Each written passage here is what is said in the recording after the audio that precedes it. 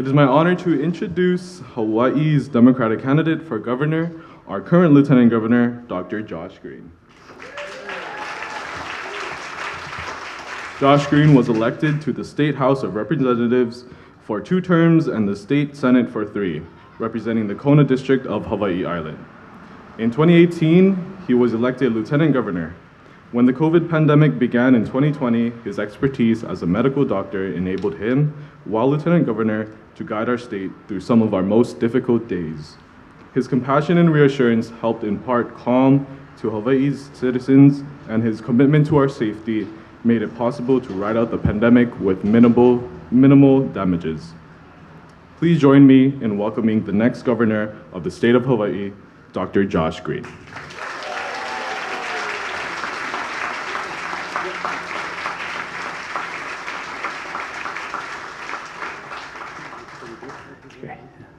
Aloha.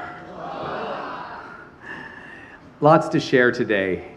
First of all, I want to thank you all for coming out here on a Sunday, spending time that might be better spent out with family or other friends, but instead you're committing yourself to the Democrats. And so a round of applause for you. You guys have been so fantastic all these years. I'm grateful to our labor partners who have always been there for us. And I want to say this, and I'm not making a joke here, although I will tell some jokes here in a moment. There are times when I or Sylvia or Brian or Jill may not have been your first choice, but we were, I'm looking at you, Kalani, okay.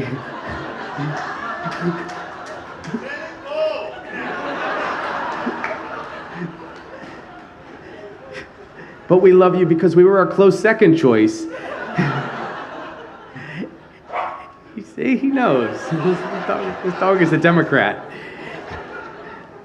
And in truth, the Republicans are a distant 10th choice. And that's why we can hang together as labor leaders and a labor party. So thank you. Let's thank our labor teams for what they do.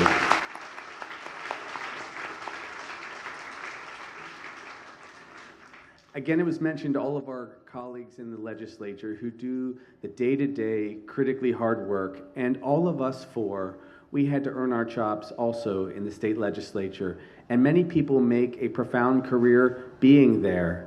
Sylvia, of course, who I am so grateful to have as my partner on this journey, has made an incredible impact from the trenches, just like Jill did, in the Ways and Means or Finance committees, guiding the state and its priorities. So all of our legislators have the exact same impact as we in the executive branch or the U.S. Senate, in different moments with just as much powerful impact. So let's thank you guys again for the incredible work you do. And I mean it, Joy. Thank you.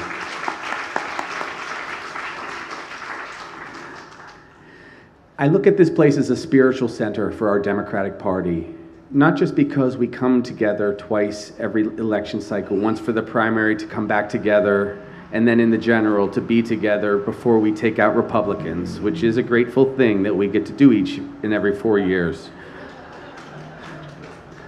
But also because this is not the only experience that I've had at this bandstand. At this bandstand 5 years ago, not during election season, not when we were talking about politics, there was a young woman sitting right there, and there were 3 children around her. She was homeless. She was in this bandstand escaping domestic violence. She was escaping from a violent life, a life where she had been raped many times, and she was on the street. And we, some of the community, came through and offered her health care. And it was a reflection of we and our democratic values and just what we are as a profession.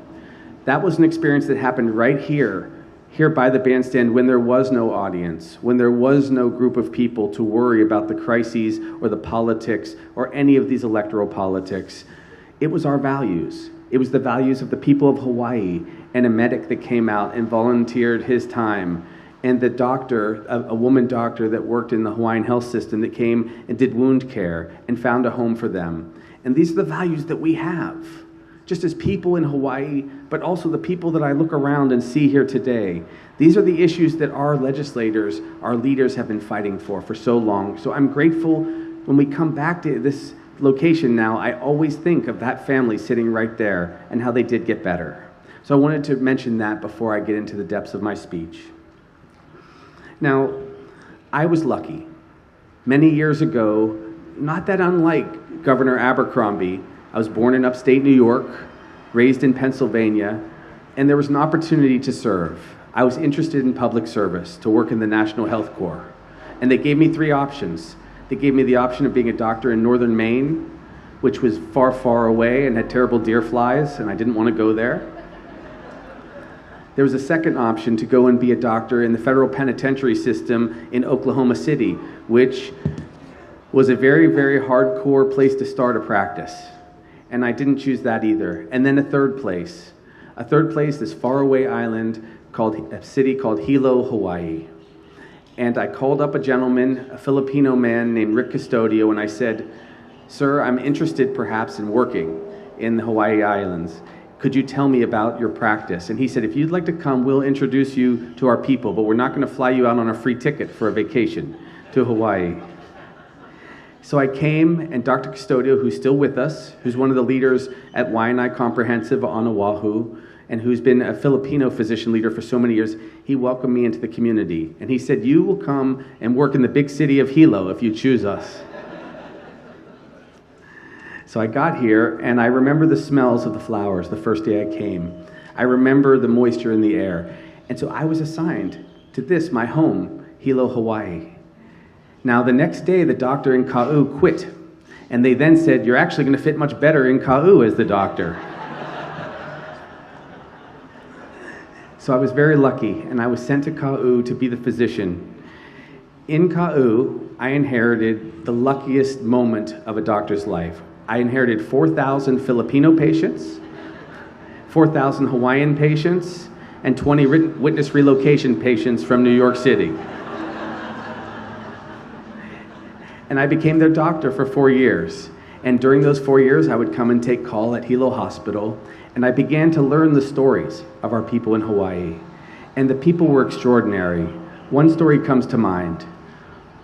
I was providing hospice care also, because as the only doctor in Ka'u, and as Sylvia said very eloquently, we didn't have a lot of extra services. We didn't have ambulances. 65 miles all the way from Ka'u up to Hilo if you want to get care. So sometimes in the emergency department where I was working, it would be more than an hour wait because we didn't have services. And I was caring for this one gentleman who I diagnosed his lung cancer in the clinic, not with a CT scan, which we didn't have, not with a chest x-ray, but because he was so sick I could actually hear the muffled sounds in his chest on a physical exam. A wonderful gentleman, 63 years old, not a smoker, had no reason to have lung cancer that I could think of, and he just drifted into the clinic, and I began to wonder, what was this man's story? So as I began to give him care, and I would go to his home and give him pain medications and oxygen, he told me how he developed cancer. Now, he was an engineer, he was also a pilot, and he spent half of his life in Alaska and the other half down in Ka'u. Now, how does a pilot who's an engineer get lung cancer? This gentleman would fly his plane between the atolls in the Aleutian Islands and take the ice off of the nuclear warheads in those islands that were protecting America. And from all that radiation, he developed lung cancer and then came home to live with us. And his story, when he just seemed like a regular guy at first, was so amazing, because then I met his wife. She was a 4'10" Inuit woman who now was living in Hawaii with him. And what was her story? Was she poor? Were they living in the countryside with no education? No. She had a PhD in physics. And the children that they raised who went to public schools here are now 3 doctors and 1 lawyer, and are these extraordinary Hawaiian kids in their own way, because they grew up here. And they became a part of this society from birth. And they integrated just like so many have integrated into our society. So I began to see these people, these stories that were just amazing. But the local people were struggling.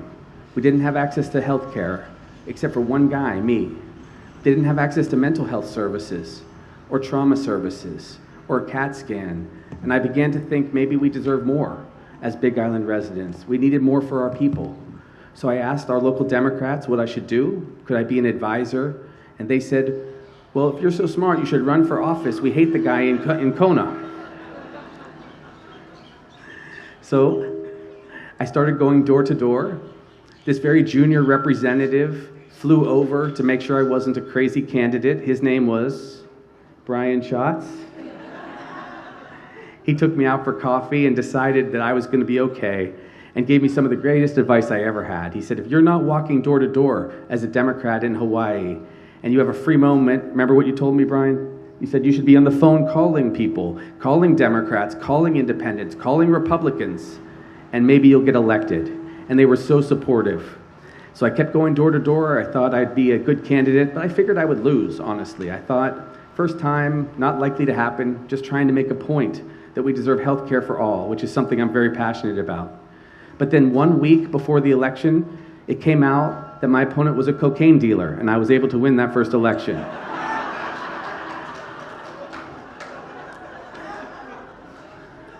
And here I am before you, 16 days, and I may get to be governor, so God help us all.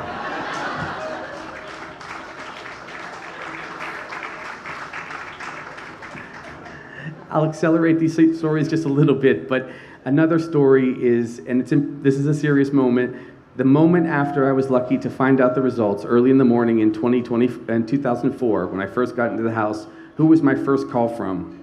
It was from Neil Abercrombie, who called me and said, you've done a good job, young man. Now do a great job leading and lead by example. We're counting on you. And so he had that influence on us from the earliest days.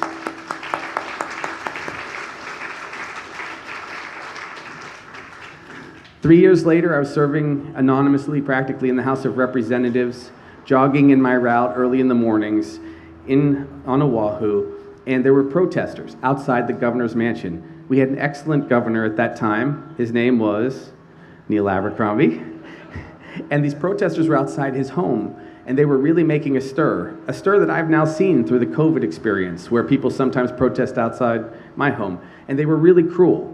And they were ugly, and they were swearing a lot, and I was distressed. But I also wanted to kind of cozy up to the governor and make note that I was caring for him. I was on Big Island most of the time, but I wanted him to know me. So I called him from my cell phone at 4:30 in the morning, and I left a message. I said, Governor, please don't come out. There are very violent protesters outside your home. I heard there's a secret passage underneath the Capitol. Use that. Don't get anywhere near these people. They don't deserve your attention. They're too mean-spirited. Didn't hear anything, didn't expect to from the governor, but I left that message for him. And then the next morning, again, these protesters were outside the governor's mansion really saying terrible things like people can do, and people can be cruel. And they were saying terrible things about the governor and his wife, and I just couldn't stand it. So again, 4:35 in the morning, I pulled out my cell phone, I called him, and I said, Governor, again, this is Representative Josh Green from Kona. I wanted to tell you, don't go outside. These terrible people are outside your door. You don't need to deal with this. We got you. We'll take care of this. Take the secret passage. This is Josh, your representative. No answer, but I figured I'm a rep again. Third day in a row, these protesters were outside his house, raising heck, saying terrible things. I called the governor at 4:30 in the morning, and this time he answers the phone and says, Representative Green, stop calling me. They're filming Hawaii Five-0 outside of my house.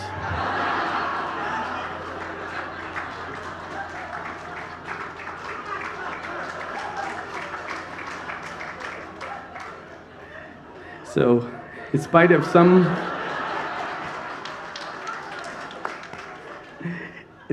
bumps along the way, you guys were very generous and made me a representative and your senator and your lieutenant governor. And so for that, I'm extremely grateful. And I will just say this. If you hadn't done that for me, I would not have met my wife, who's an incredible person. Jamie grew up in Kaneohe. Her uncle's right there. Uncle Frankie, can you stand up? Because these are the roots that I have here in Hawaii with my loving wife, Jamie. Thank you, Uncle Frankie. I wouldn't have met my wife had I not been elected, because I met her over on Oahu.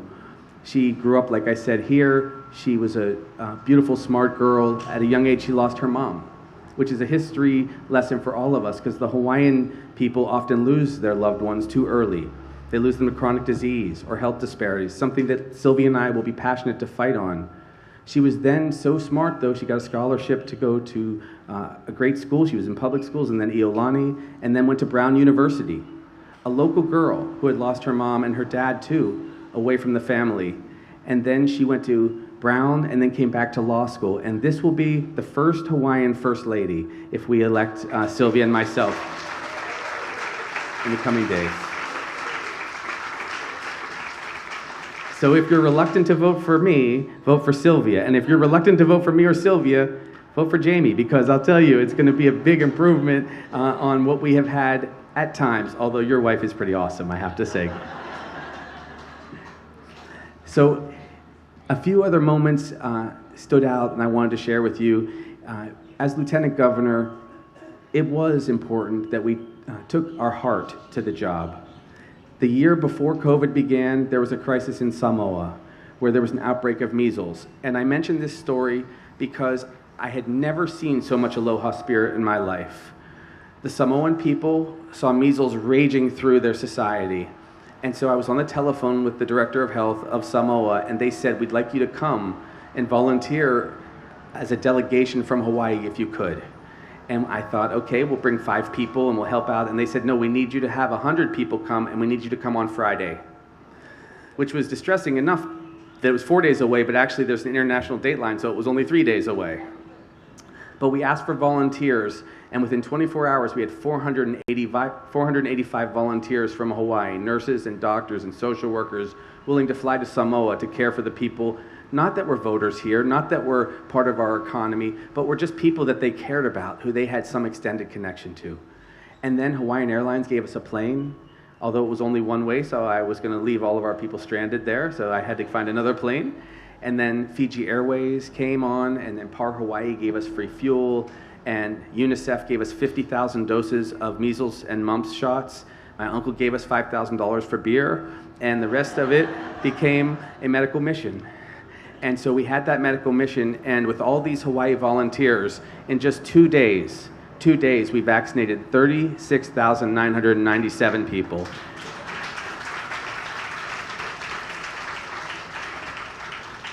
And I want to be quite honest with you, that was the moment I knew that anything was possible.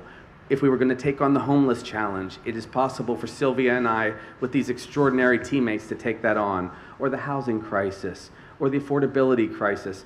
All of these challenges seem so much more manageable when you've gone through something like that and you've seen achievement and possibility purely from volunteers, purely from people with aloha.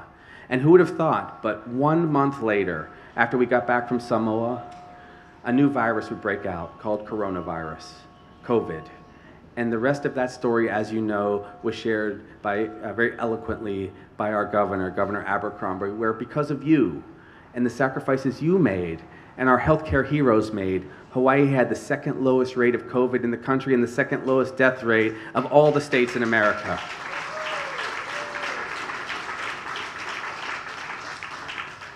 And as I finish, I will just say this. These are the possibilities that exist. We can take on the large challenges. We can see, as Democrats, how we need to lead. It's up to us. There is not another party that's giving us a lot of competition sometimes. We don't take it for granted. But we have to look inside, and we have to find out what our values are, whether they're the values to care for that family that is here in the bandstand, or the Samoan people far from our shores but may have loved ones here in our state, or our kupuna who are struggling with the pandemic, or all the people in our state who need housing and who are homeless perhaps and need our love and attention and compassion. So it is up to us. It is up to you to support us. When you vote Senator Schatz in, which I was proud to do and cast my ballot 2 days ago, I knew I was making sure that we would stay at least 50-50 in the Senate and fight off bad policy. So let's give him a round of applause in his vote.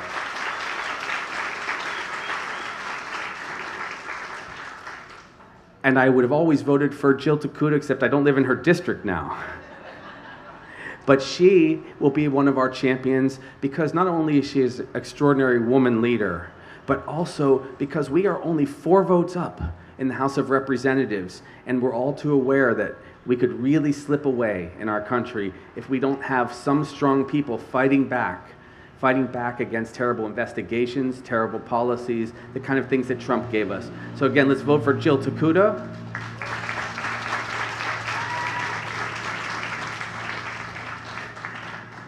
Ed Case is another one of our congressional leaders, and Mazie Hirono, who we also celebrate. Round of applause for them.